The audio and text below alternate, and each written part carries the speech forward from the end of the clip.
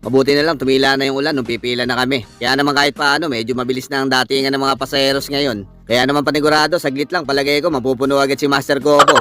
Tuloy-tuloy nga ang dating ng mga pasaheros ngayon. Eto, may mga dala pang ang bagahe yung iba. Inilagay ko na nga pala sa running board yung ibang mga bagahe nila. Para naman hindi na sila masikipan sa mga upuan nila para komportable rin yung pag-upo nila habang nakasakay sila sa loob ng bus.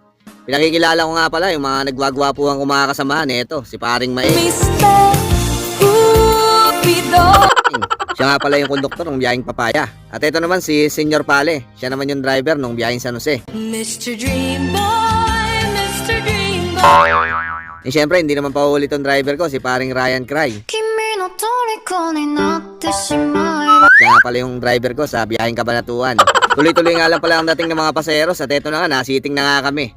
Kinuha ko na nga pala yung ticket ko sa may dispatcher at nagpaalam na ako na aalis na kami at sitting na kasi kami. May umahabol pa nga pala ng mga pasaheros nung paalis kami kaya naman sinabi ko